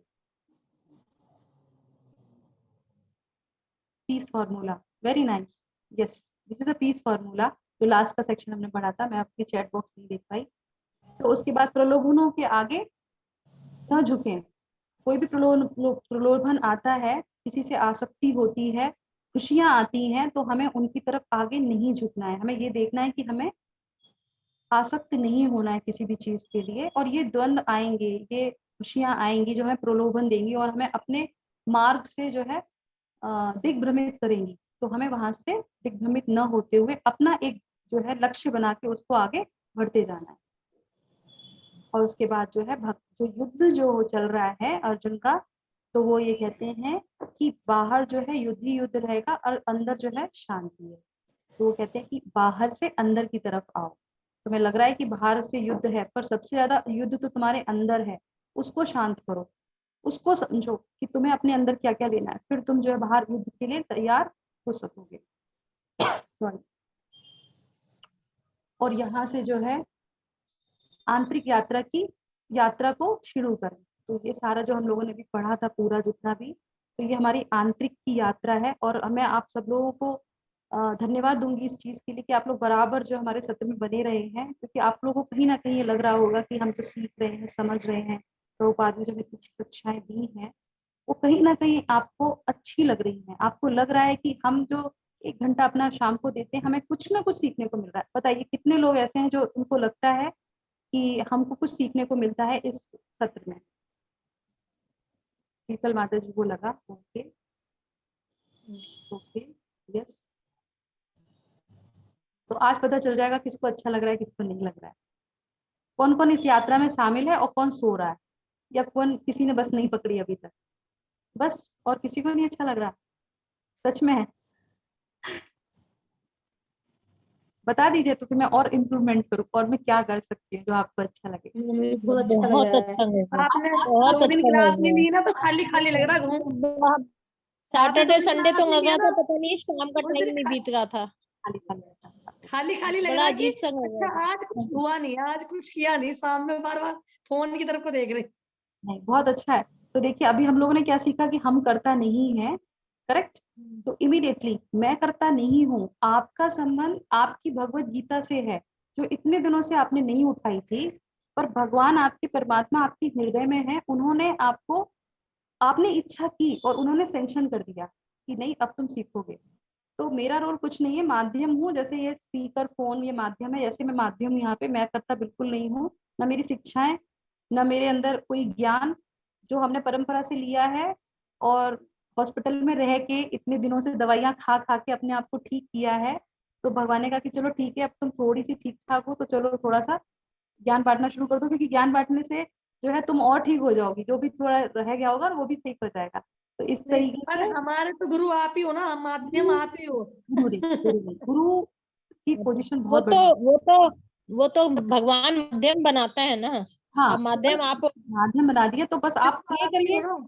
आप प्रार्थना करिए कि ये जो माइक है भगवान ने जो दिया है ये सलामत रहे और हम सही रहे, बिल्कुल कि आपसे जो है मिलते जो है आपके भगवान आपके आपको दे। स्वास्थ्य की, हम अच्छे स्वास्थ्य की कामना करते हैं, आपका स्वास्थ्य अच्छा रहे। ठीक है, तो ये आंतरिक यात्रा में आप लोग हमारे साथ बने रहिए और हम लोग जो है भगवान से प्रार्थना यही करेंगे कि हम सब लोग जो है सीखें समझें इसको लेके जाएं और इतना ही नहीं आगे बढ़ें, दूसरों को दें, करेक्ट। तो इसी के साथ हम लोग विराम करेंगे आज के सत्र को, और हमारे जो गुरु हैं, हमारे जगत गुरु जो हैं श्रीला प्रभुपाद जी, उनको ये पूरा सत्र जो है समर्पित करते हैं, उनकी शिक्षाओं को धन्यवाद करते हैं और प्रणाम बोलेंगे। और आप सब लोग मिलके हम लोग 5 बार हरे कृष्ण बोलेंगे। हरे कृष्णा हरे कृष्णा कृष्णा कृष्णा हरे हरे, हरे हरे राम राम राम हरे हरे हरे, कृष्णा हरे कृष्णा हरे राम हरे कृष्ण राम कृष्ण राम राम हरे हरे हरे, हरे, हरे हरे कृष्ण राम हरे कृष्ण हरे हरे, राम हरे राम राम हरे हरे हरे, राम हरे राम कृष्ण राम हरे कृष्ण, हरे कृष्ण कृष्ण कृष्ण कृष्ण कृष्ण हरे हरे हरे, हरे, हरे हरे राम राम हरे राम राम राम राम राम हरे हरे हरे, कृष्ण हरे राम कृष्ण हरे हरे, हरे राम कृष्ण हरे कृष्ण हरे राम हरे, हरे राम राम राम हरे हरे, हरे कृष्ण कृष्ण कृष्ण हरे हरे, हरे राम राम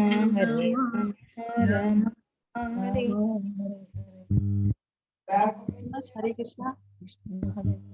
तो अब हम लोग ले लेते हैं अपना कोई प्रश्न, अगर किसी का कोई प्रश्न हो तो उसको ले लेते हैं।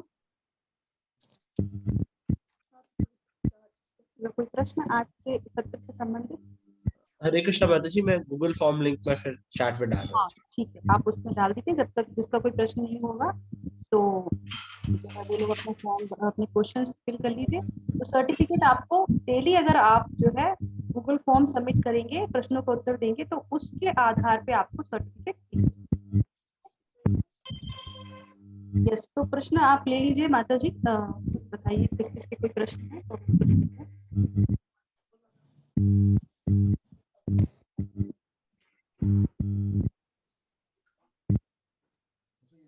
कोई प्रश्न नहीं है क्या? कोई माता जी माता जी SK Saraswat Kumar Pradhan is asking कि युद्ध बाहर और शांति अंदर बहुत डिफिकल्ट है, कैसे करें?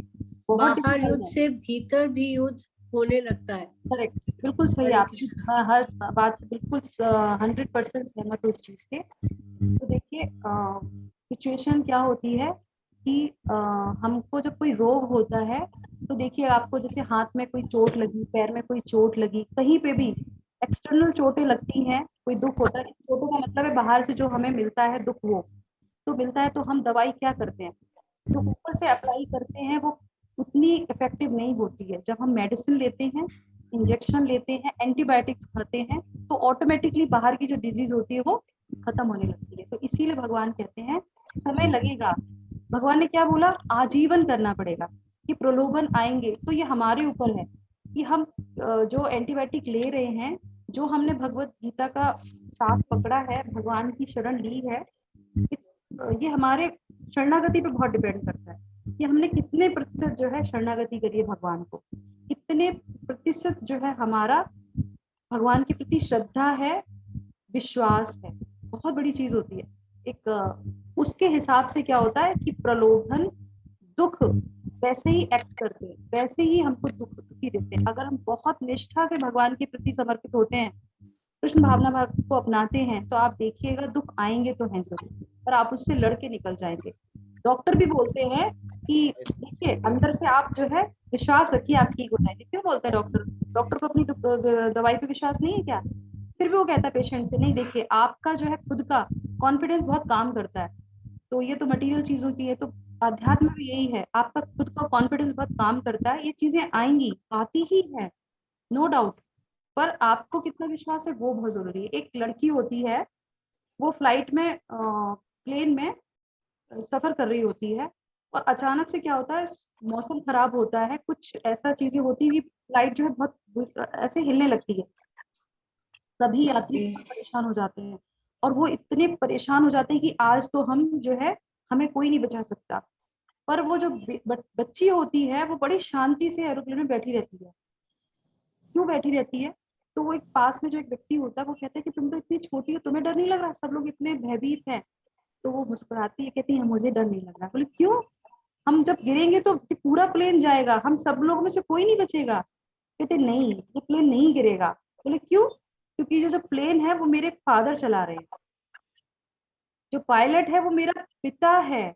वो बच्ची को अपने पिता पे पूरा विश्वास था। तो ये विश्वास अगर हमें है, हमें अपने भगवान पे, तो चीजें होंगी, डगमगाएगा प्लेन ऐसे से करके, पर हमको कुछ नहीं होगा क्योंकि हमें भगवान पे विश्वास है। और जो रास्ते हैं, आप देखिएगा धीरे धीरे जब आप भगवान का नाम लेंगे, ये चीजें जो हम लोग प्रैक्टिस करते हैं, जब इसमें आने के बाद, इसीलिए बोला गया है कि एक हॉस्पिटल को चुनना चाहिए, एक परंपरा में आना चाहिए, एक डॉक्टर से कनेक्ट होना चाहिए, गुरु से कनेक्ट होना चाहिए। वो आपको प्रिस्क्राइब मेडिसिन देंगे कि आपको कितनी बड़ी बीमारी है, उस हिसाब से आप इतना कीजिए। और हर प्रश्न का, हर दुख का, हर तकलीफ का, हर बीमारी का रास्ता जो है अध्यात्म से निकलता है। ठीक है प्रभु जी, तो ये तो होगा, पर आपके ऊपर भी है जो है 50%। ठीक है, थैंक यू। और कोई प्रश्न? थैंक यू प्रभु जी, हरे कृष्णा। कोई और प्रश्न है? सुमन माता जी, हरे कृष्णा। हरे कृष्णा माता नहीं जी। माता जी, only appreciation from lots of people. They have liked your discourse, and blessings to you and the team. That's what the people are saying. Thank you. We are very blessed. Thank you very much. धन्यवाद। All the devotees, thank you, हम Hare सब Krishna. बहुत आभारी हैं आपके, हमारी पूरी team जो है, तो सब लोग, आप सब लोग के बहुत आभारी कि आप लोग बराबर हमारे साथ में बने हुए हैं। हम कोशिश करते हैं, भगवान से प्रार्थना करते हैं कि जो भी हम अच्छे से अच्छा दे सके, 1 घंटे के अंदर, बहुत शॉर्ट टाइम हमारे पास, तो हम करेंगे। और आगे भी जो जुड़ना चाहे वो बता सकते हैं, जो भी आपकी परेशानी है, जो भी हम कर सकते हैं। एकदम से तो नहीं होती कोई भी चीज, पर हम पूरी तरीके से उसको सॉल्व करने की कोशिश करते हैं। हरे कृष्णा माता जी, मेरा एक प्रश्न है। माता जी, वो सर्टिफिकेट के लिए डेली गूगल फॉर्म जमा करना पड़ेगा? हाँ, सत्र में डेली से मतलब क्या है कि 18 अध्याय के 18 क्वेश्चन पेपर है, वो करने हैं। अगर किसी का छूट गया है तो कोई बात नहीं, आप मैसेज डालिए ग्रुप में। अगर किसी का हो गया तो हम डाल सकते हैं, अभी तक के जितने भी हुए वो भी हम डाल सकते हैं। तो अगर आपका ऐसा रह गया तो आप पर्सनल जो है हमारे कोऑर्डिनेटर्स, किसी को भी आप मैसेज कर दीजिए कि इनका इस अध्याय का हमारा रह गया है प्रश्न पत्र, तो आप उनको दे दीजिए, बता दीजिए, वो आपको पर्सनली भेज देंगे, ग्रुप में भेज देंगे, है ना? जी माता जी, वो अनिवार्य जी। धन्यवाद माता जी। Thank you. हरे कृष्णा। हरे कृष्णा माता। हरे कृष्णा। ठीक है, तो हम यहाँ पे आज के सत्र को विराम करते हैं। तो कल जानेंगे कि किस तरीके से योगी लोग जो है भगवान के से जुड़ते हैं कि नहीं जुड़ते हैं, कि हम जुड़ सकते हैं कि नहीं जुड़ सकते। कठिन वाले रास्ते को जानेंगे, इंटरेस्टिंग है, बहुत अच्छा है। तो ध्यान योग में जाएंगे कल हम। ठीक है, ये माता जी ने किसी ने कोई प्रश्न पूछा है सुमित कुमार जी, आज मेरी बेटी को स्कूल में चोट लग गया है, प्रे करिए। ओके, ठीक है, बहुत प्रभु जी ने शेयर किया, thank you so much Prabhu ji.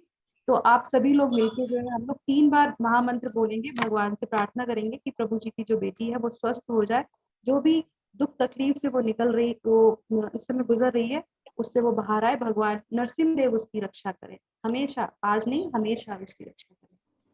Hare Krishna Krishna Krishna Krishna Hare Hare Ram Ram Ram Hare Hare. Hare Krishna